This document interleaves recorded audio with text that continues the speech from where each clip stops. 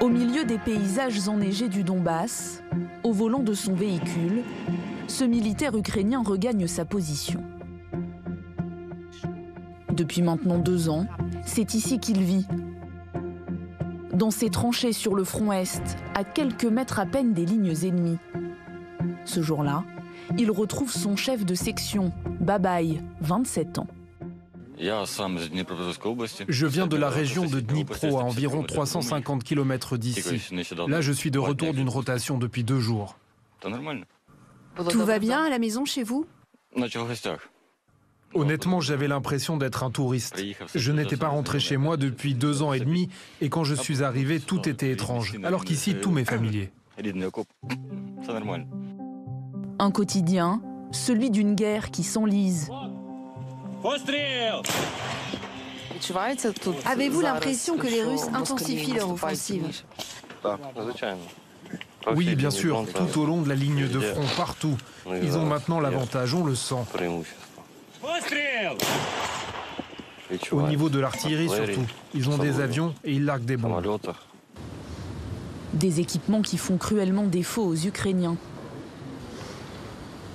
À quelques kilomètres de là, ce commandant d'artillerie fait le point sur ses réserves de munitions. Et le constat est alarmant. Avant, mon entrepôt était plein de munitions, il y en avait des centaines. Aujourd'hui, il ne nous en reste plus que 20%. Et les livraisons sont beaucoup moins fréquentes qu'avant.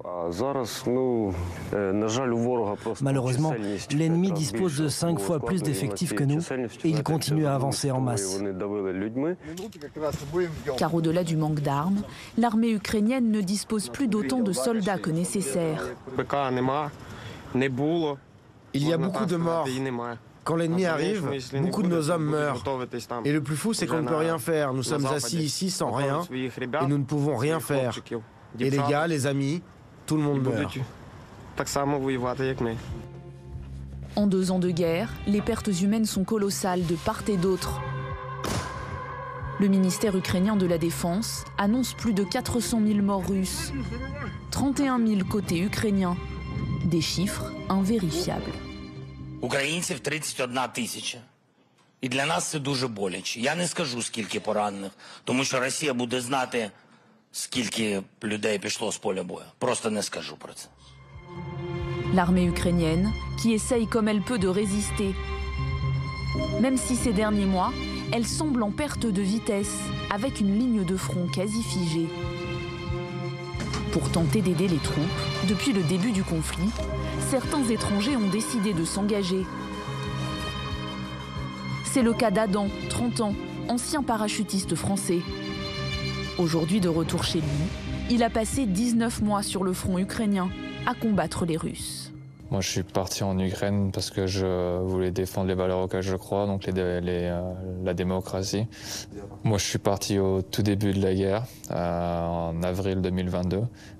J'ai attendu qu'après l'appel du président Zelensky, j'ai attendu quelques semaines histoire de suivre un peu l'actualité, de voir la création de la Légion internationale. Et du coup, voilà, j'ai décidé de partir et d'aller filer un coup de main. Une fois sur place, il intègre une unité d'élite composée d'autres Français, mais aussi de volontaires américains et ukrainiens. C'était beaucoup de missions en petits groupes, infiltration, embuscade, reconnaissance, assaut, défense on a aussi fait des missions de défense de ligne quand on s'est retrouvé à Bakhmout par exemple.